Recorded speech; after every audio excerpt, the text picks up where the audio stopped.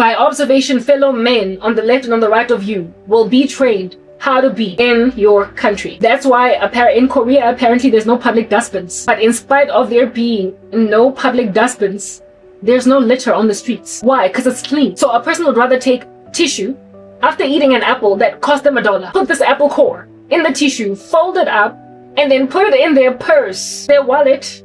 Not wallet, but their, not wallet or purse. I mean, that's kind of small. Bag. And when they get home, literally take the trash out from their bag and then throw it in their own home dustbin. And even in their own home dustbins. In Korea, apparently there's like litter sorting that is very, very pedantic. Like cans go with cans, like styrofoam, not what do you call it? You know, these cups, Star, McDonald's or whatever. They go in one space, etc. Like food, perishables, like, you know, leftover burger or whatever goes in one place. The garbage is sorted. And if at all you don't throw garbage in a sorted way, you are just going to be frowned upon, looked at like you ain't jack, might even be fined. But frankly, you are just irresponsible because you're making the job of the people who collect this trash so much harder. So very much harder. When you live in a country like that, people just get how to act in jail by mere virtue of looking at everybody else around.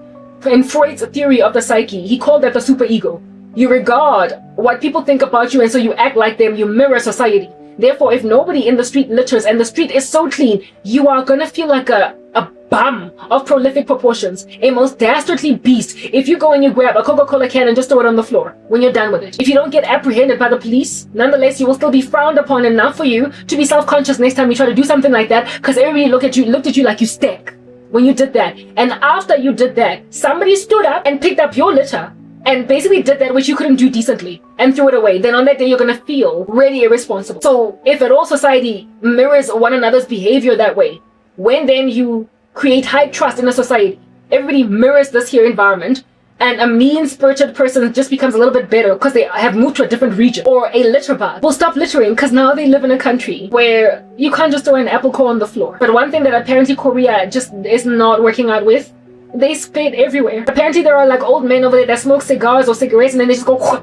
and they spit. Like, that's gross. And I remember when I was in school, our teacher, what biology, was like, please don't spit on the floor anywhere, because then on that day you're gonna get, there is a potential for a disease that you all are gonna get called bilharzia. We were taught in biology that spitting on the floor could spread bilharzia, so please don't do it.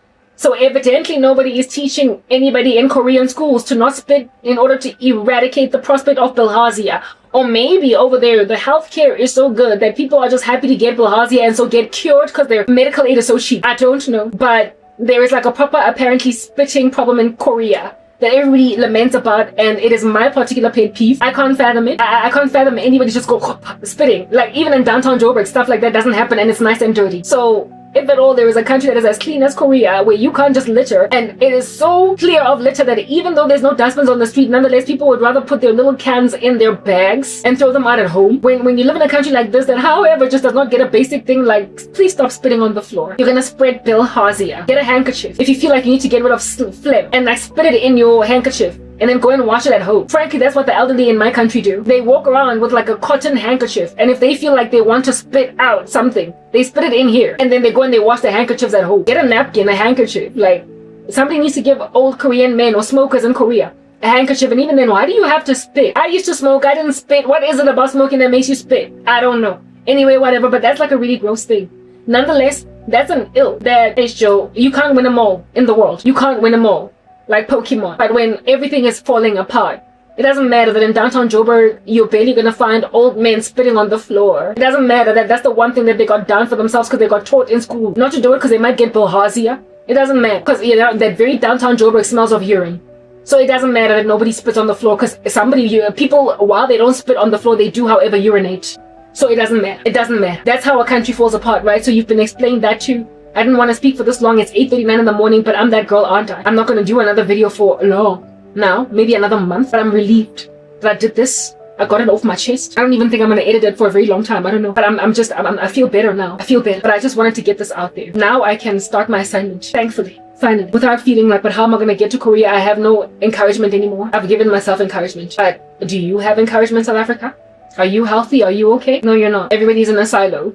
and they think they're gonna survive whatever's coming to this country. I tried for you, but now I can only try for you in the diaspora. Ever since I left my old ministry, you've come at me with comeback spells, comeback curses. You've bewitched me. I'm not coming back. You're not gonna see me until this video is posted for the first time, maybe after a year. I'm telling you now, I'm going to just hold on to it. And however many other videos I do, I will just hold on to them. I will just hold on to them, just banking them. And then I will post them after how long, I don't know. But I'm not in a rush, because this here content will be just as relevant in a year from today as it was on the day that I was speaking these things. On the 14th, well, it was the 13th yesterday of June 2026. It will be relevant on the 14th of June 2027. Watch this space. I'm only going to post not after a year. I'm going to post when I finally land in Korea. But for that, I first have to get my degree adverts. And I don't know how long it's going to take for me to make enough money on Preply to finally save until I can pay off my VITS fees and then negotiate for my degree. And then likely even spend 6 months full-time adverts just doing stats so I can finally get my degree, or they'll let me do it at UNISA. I don't know what, but I'm getting my degree. I mean, I bet you can see how all that is going to take. It could take a year. It could take a year. It could. But I'm not posting again in this country. I don't even want to be tempted to post again, because I'm working online and I'm making money. That's decent. And I'm about to move, because the moment I post content, people bewitch it. And while I'm not scared of witches, I just want freedom for a season to just regroup and reacclimate myself to the new way of doing life without having to deal with the level of spiritual war that causes me to have to sing worship music and speak for hours on end and listen. Ain't nobody got time for that. And I love worship music and I love singing, but I just don't want to sing in front of psychopathic, licentious boys enabled by women that are helping their agenda along. I'm tired of using big, heavy words to describe people. I'm tired of the vitriol. I'm tired of not being as Christian couth as I could be, because I'm just always angry all the time. I need to recover. I need to heal. I need therapy. I need salve on my open wounds. And none of that is going to come to me unless I am away from my ministry for extended periods of time. But comfort, I have it in my own self and in God. I can comfort myself without comforting you. I can comfort myself as a South African without comforting you. I can comfort myself without comforting you. Because the problem here is you wanting your bread buttered on both sides and me being a source of entertainment and inspiration while I am left out on a limb. I can inspire myself without inspiring you. I can give myself ideas without giving them to you, because you don't deserve them, not at present. And I can also get out of a rut without helping you get out of yours. You're on your own now, South Africa. Run like Forrest. And I hope you will stay alive, because God showed me that you are all morbidly depressed. I hope you will stay alive at least for a year to see me come back again from Korea. But until then, find your own thing that makes you strong. Find your own thing that holds you together. And if you haven't fallen apart entirely after a year, it says that you made it. You survived. You got to the next round in these Squid Games. You made it. Enough for us to see if maybe we can't salvage you as a concert going forward. But everyone that's going to die from now until then, I'm sorry. I did my time. Listen, you did the crime and I did the time. I did my time. I tried for you. I gave you the gospel. I evangelized you. I expanded. I explained.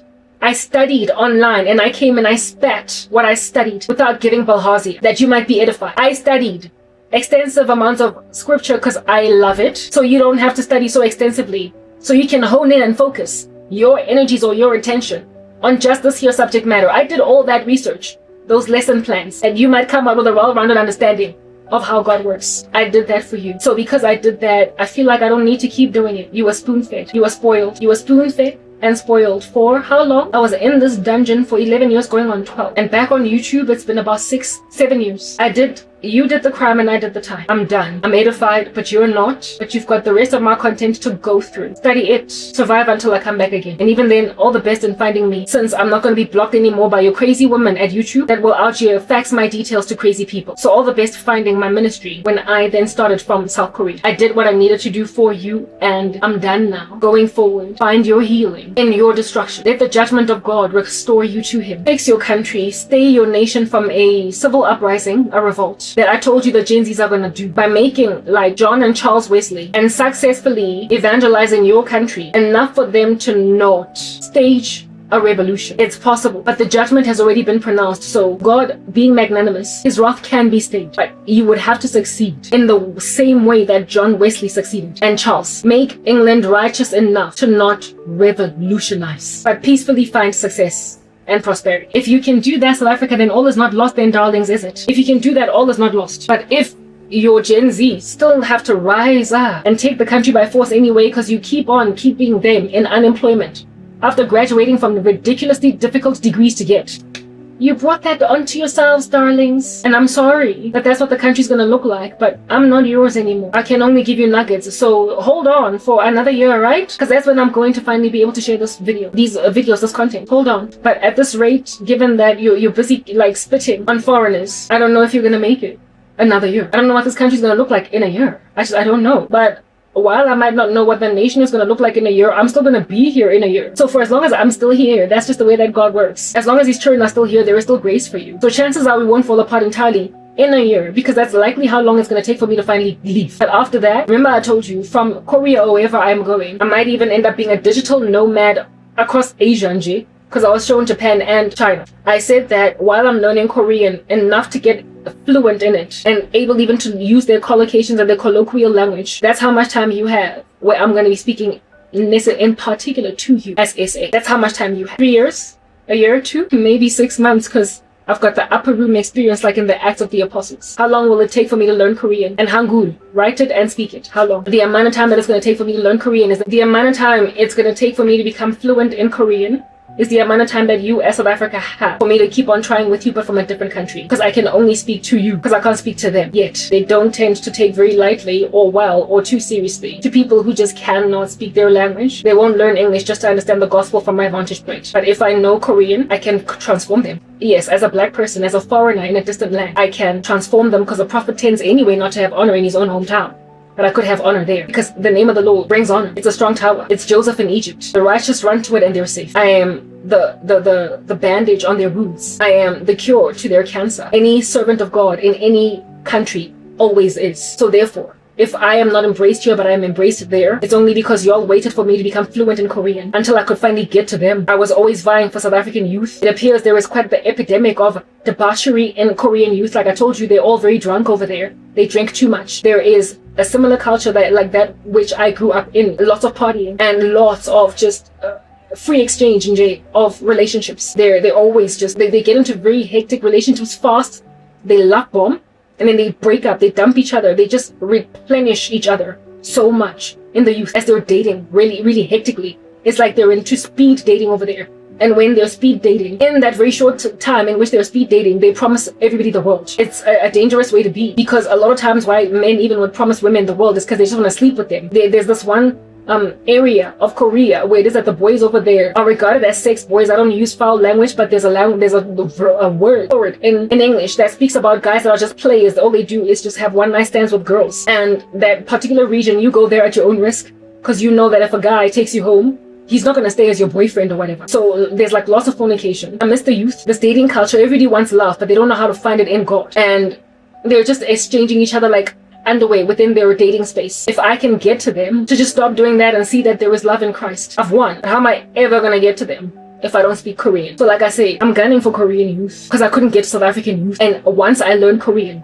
I suspect I will get to them. Once I learn Korean, I suspect I will get to them. They also have a problem with self-image. All of them just want to fit into one mold of beauty, and it just is unrealistic. Also, there's a high suicide rate, and especially the hog ones, these private schools that are just drilling too much into children, and there's a lot of depression over there. And while I'm not there to try and change the private schooling system of Korea, I would never ever try to change anything that the country is doing. Nonetheless, it is possible to live in a very high-paced, fast-paced environment and work in this high-paced, fast-paced environment without feeling exasperated and therefore despondent and full of despair. Because when you work heartily as unto the Lord, look at Joseph in Egypt, God prospers your entire household. So if you can give these kids godliness, even if they are at school for, I can't even fathom it, up till 9 p.m. at night, even like, listen, it's the thing in Korea. Like you go to a school during the day and then after school you go to another school. But it's a lot. And this happens for 12 years. I can't fathom it. It's a lot. And there are some people out there saying, listen, the Korean school system, it grieved me because I just feel like kids need to touch the grass. And I'm like, but you're not Korean and you're not in this culture. You don't have any right to try and change that about them. However, the high suicide rate that they have got,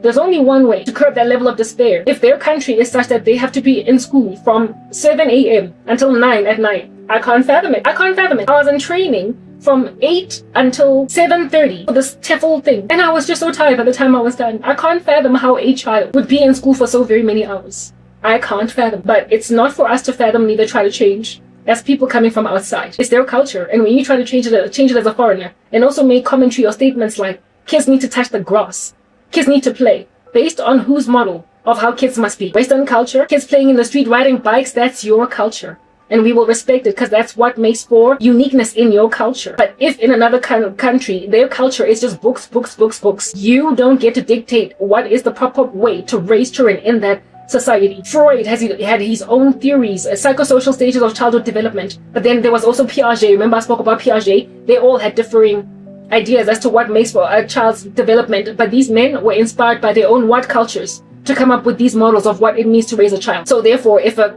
society has come up with their own ways of raising children, we have like, listen, who are we to change that? But what you can give is God. So that if kids are so exasperated from just excessive studying, they will remember who they belong to. And so find peace where? In God. They will learn to take a leg stretch and find rest in their maker. In God who gives energy. It is written in his word that those who wait on the Lord shall renew their strength. They will mount up with wings like eagles. They will run and not grow weary, walk and not faint. So if you're waiting to get from grade 0 to matric in this kind of schooling system that for me is bizarre, but listen, it's not my culture, I'm not going to judge. God will give you strength to wait to get to matric. Renewed in strength. Have your wings mounted up like eagles and you run and not grow weary. If that's how they want to train you, if that's how they want to educate you, if that's how they want to instill discipline in you as a Korean child or an Asian kid in whatever country you come from, if it means you must go to Hogwarts schools for hours after already going to another school earlier on in the day, if this is how the country feels they must raise their kids, you don't rock up from a Western society working in the country and say, but kids need to touch the grass. Your kids are touching the grass. That's how your society has determined is what is healthy for children. But you can't impose it on them. If they survive at this point, they survive at this point. A lot of times, suicide is not because of just being exasperated and drained and competitive culture. It's an entity and it's a spirit of depression that comes about as a result of a lack of joy and a lack of love. Give a child enough of this, or a man, a woman, a grown-up, an adult. Give them God, and they will conquer suicide ideation. Look at me. Look how many hours I've been recording. I appear to not be able to do so. Where's my energy coming from? God. Where is the spunk and the splendor and the energy? The boost, where are my boosting cables? Heaven. And when I'm done, I'm probably still going to be even more invigorated because the word of God invigorates me and the work of God invigorates me. So give children the work of God and the word of God and they will be invigorated such that this here unfathomable work day, school day, that we can't fathom living in our countries will work out for them. And frankly, in so keeping it, however, with God, they will frankly do much better as kids than what we do. Because after school, do we not hang out with each other drinking? After school, do we not chill in street corners and kiss all the time? After school, do we not twiddle our thumbs and play video games and scroll through television channels not even doing homework? What do we do after school? Trash, a lot of times. In Korea, they go to school after school. It's a perfect babysitter, but it can be a lot, I get it. And if the country decides to change the system because they feel like kids are exasperated or whatever, then let them change it. They've also got a way at their leisure, if they want to do so, later on, wherever. And also, I found out that their birth rate is like super low or whatever because people are just finding it excruciatingly expensive, I guess, to have children because of these excruciating requirements to raise a child, how expensive it is, how costly tutoring is, right? But if you don't have this edge, you can't get into there are 2 or 3 universities in Korea that are like apparently the creme de la creme. I don't know what the name of these universities are, but they're the creme de la creme. And if you don't graduate from this university, the likelihood of you ending up working for one of the big corporations, and there's only like a few handful of them in Korea, like LG, like Samsung, like I don't know what the rest of them are, right? I only can tell you about the ones that I can recognize by name. Unless you attend these Hagwon schools that train you for pattern recognition or whatever, that will be tested in university entry, and so therefore get into one of these crazy universities, your likelihood of working for one of these big corporates in Korea is very low. And I'm like, but I mean, the country has got a lot of people. So there must be other industries in the country that can be tapped into, albeit not being a typical corporate path that kids must follow. There must be somewhere else, like let a young Korean open what do they call this, like a cafe, I don't know. You don't have to work at LG or Samsung. You know what I mean? Like, you don't have to. You don't have to follow the grade. So the Hagwon schools are not the only way that a young Korean youth can ever make any kind of decent money. But apparently there are all these inefficiencies in the way that their government operates. But as a person coming from the outside in, if they come to a point where they realize that the structure of the country is the reason why the birth rates are tanking, why their birth rates are crashing, because people are just refusing to have kids because essentially it's like they're set up for failure from birth. How can they be when they live in a first world country that was built in such a short space of time? They can create wealth, they can create income, They just need to be inspired and encouraged to be maybe digital nomads and so succeed in their own capacities without having to work for LG or Samsung or one of these other big corporates. There's a way around everything. There's a way around everything is what I'm getting at. And every Korean youth cannot go to these particular universities. What is it called, like Yonsei or what? They don't have to go there. In the same way that not every student in this country has to go to UCT or WITS. And those who do go there, you're blessed. But listen, some of them are doing perfectly okay with you with a unique degree. Some of them are doing perfectly okay with a Vista degree. Some of them are doing perfectly okay with the lesser universities that are not at the level of UCT or WITS, and they're doing so well today. So the country will ultimately realize these things, but you don't want to cause the country to realize stuff by revolting and being angry. You want them to realize things through peace, like Wesley and Charles achieved that. Therefore, what you do for a country is you pray, if you care for it. And there's nothing that can give care for a nation more by God than for his disciple to be moved to that country. And so while I was looking carefully at North Korea in particular, because we got brethren over there that are writhing, I was not particularly worried about South Korea until God showed me that I'm moving there. And so I started to research some of the stuff about it. And there are some disturbing facts, but I'm not worried, because if God is not worried, why would I be worried?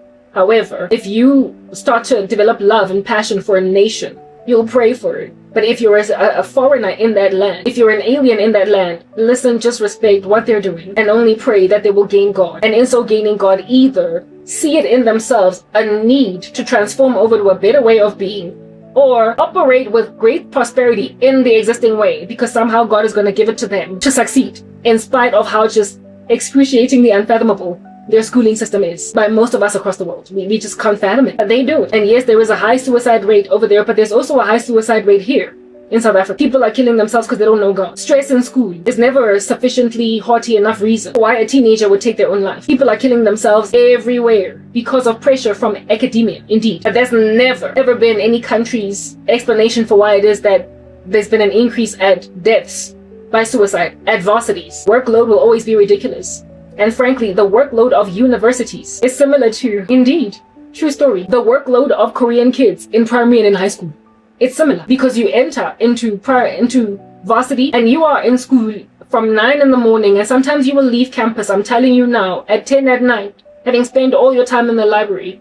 And this can happen easily 3 out of 5 days in the week. And you might even find yourself going on campus on Saturday just to get some work out. And the loftier your course, the more you progress in your degree. So basically, when you become either postgraduate or third year or whatever, it gets even worse. When you're writing your thesis, when you're writing a dissertation, like if you're doing master's or PhD, it gets worse. So the hours that these kids are doing in high school are frankly just teaching them early what life really truly is like if you're going to be an academic. Because in university, you're also going to spend the whole day until the sun sets in this university library.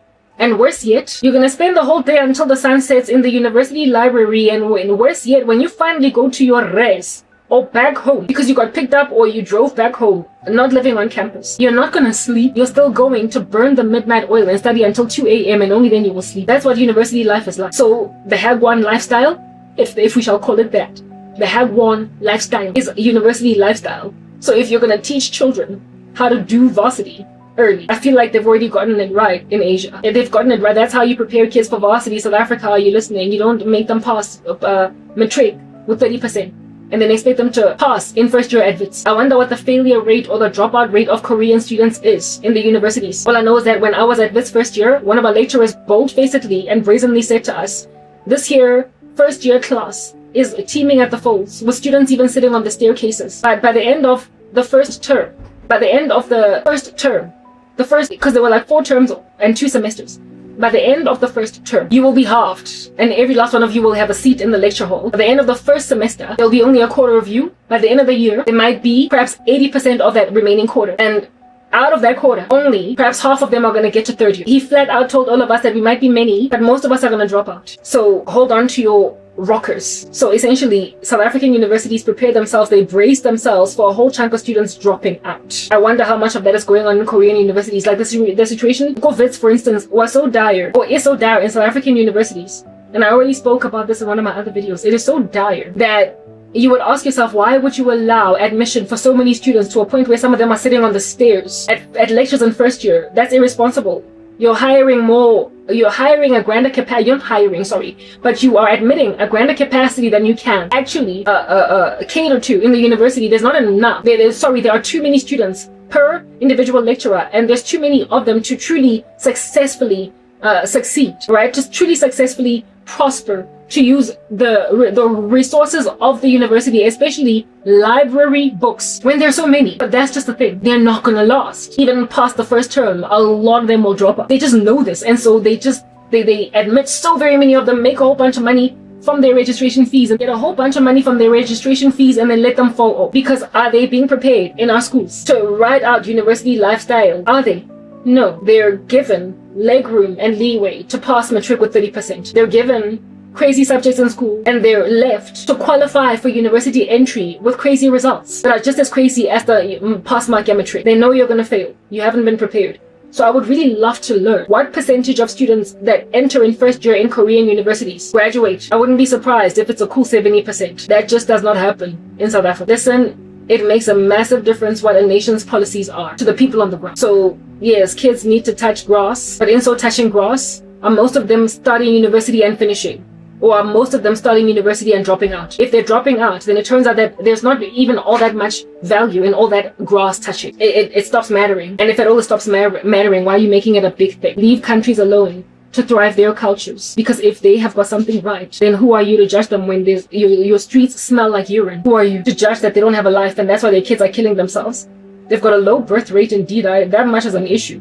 Because of these Hagwon schools, they're expensive. But I mean, a nation at some point is going to wake up and smell the coffee and realize what they need to correct, like make whatever you need to do, but they will find their own solution to the birth issue. And frankly, I just feel as if though God is that solution. If they become godlier, the Lord will give them wisdom, and without feeling pressurized by foreign structures, they'll make their own decisions. Then on that day, look at you succeed to intercede for a nation or whatever as a Christian over there. Yeah, therefore South Africa, or never mind South Africa, but global citizens, look at your nations, look in the mirror, look at the worry in your eye, and recognize just what a slippery slope you are on today. Look at the slippery slope you are on today. And if on the slippery slope you don't want to repent and so re-find your feet, you'll keep losing excellent souls among you, like me. I am an excellent soul. Listen, I will go so far as to give myself those kudos. I am. You will lose us. Even though initially you acted like, oh, we don't care, go. Go. Yeah, you told us to go. I'll go. But who do you have left when I'm gone? So therefore, in sealing this message and finally wrapping up, I gotta be done now. May the odds be truly in your favor, O Hunger Games country. I'm no longer as angry at you as I was, because I've gotten a month to regroup and bring myself back in towards myself and pray. So God has healed me and I'm significantly less angry, but I'm still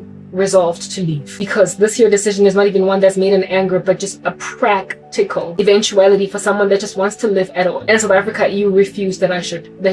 You said no, but I still loved you enough and cared enough for you to teach you a lesson from a different country and to give you nuggets of wisdom from a different country. And I also warned you that I will continue to speak to you for as long as I don't yet know the language of the country that I am in. Well, that gives you time, but we don't know how long, because God might give me an upper room experience and give me tongues of fire, and now all of a sudden I'm just fluent in Korean. We don't know. But you're in thin ice. The moment I board an airplane, the clock is going to start ticking. The hourglass is coming down, and if that sand is depleted, that's when you can start to look forward to your Gen Zs taking the country by force anyway, with or without your permission, with or without your peace, your tranquility, and with or without your regard for the importance of war, or lack thereof. Everybody will still be complacent, standoffish, thinking that they're not their brother's keeper, until one day some Gen Zs just throw Molotov cocktails everywhere and they're like, enough is enough. How am I graduated for 3 years and I can't get a job? They will fight. But I mean, you could curtail that revolution by simply becoming better. It's doable. Stop leaving kids out on a limb just because they're black. Hire these kids, they need jobs. And it is feasible for you to hire them. There's more than enough economy to go around for them. But you're rejecting them. Repent. Is that basic? And they won't riot. Because it is the Gen Zs that are going to turn this country into an ash heap. You better take care of them now. Because if you don't, I'm sorry, it might hurt to look at you, but you did this to yourself. Okay? You were warned. I'm signing out in Christ's name, friend K. Peace.